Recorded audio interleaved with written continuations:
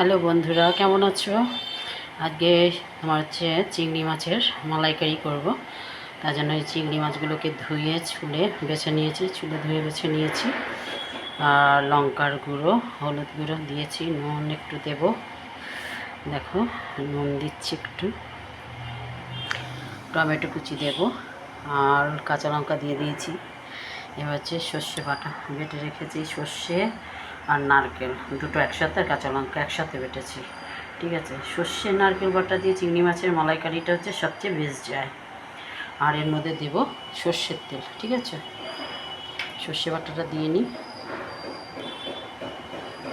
দেখো,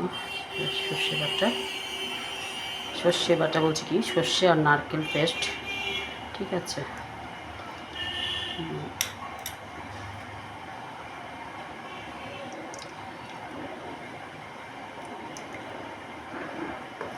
হচ্ছে সর্ষের তেল দেব।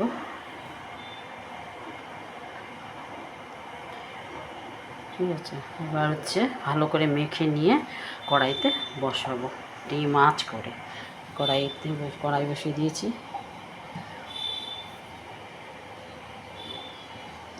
ঠিক আছে, কড়াই বসিয়েছি, কড়াইতে একটু তেল দিয়ে দেবো সামান্য।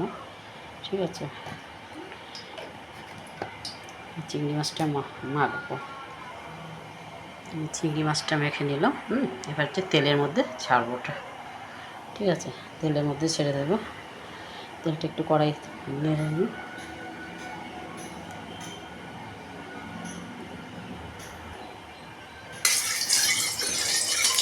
চারিদিকে ঘুরিয়ে দেবে না, চিংড়ি মাছটা লেগে যাবে শুকনো কড়াইতে। এবার একদম মাছ করে দেবো। তারপর হচ্ছে চিংড়ি মাছটা দিয়ে তোমার হচ্ছে ঢেকে দেবো একদম। দিয়েছি, এবার হচ্ছে মাছ করে একদম মাছ। দেখো, ঠিক আছে, এবার চিংড়ি মাছটা চিকেন মেলে দেবো।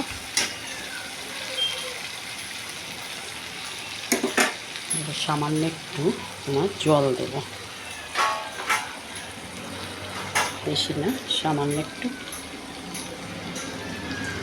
এইভাবে চিংড়ি মাছের মালাইকারিটা খুব খেতে ভালো লাগবে। অবশ্যই নারকেল দেবে, একটু নারকেল দিলে কি টেস্টটা বাড়বে ভালো। আর টমেটো দেবে আর চিংড়ি মাছ। ঠিক আছে, এবার একদম মাছ করে ঢেকে দেবো।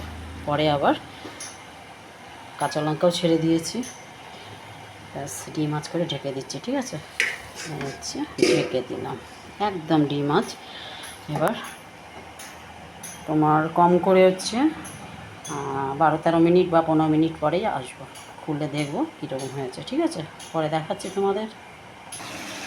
দেখো বন্ধুরা, ঢাকনাটা সরিয়ে দিলাম, চলে এলাম, একটু বাড়িয়ে দিলাম গ্যাসটা। এবার হচ্ছে চিংড়ি মাছটাকে একটু নাড়াচাড়া করে নামিয়ে দেবো। আর বেশি টেনে গেলে ভালো লাগবে না খেতে।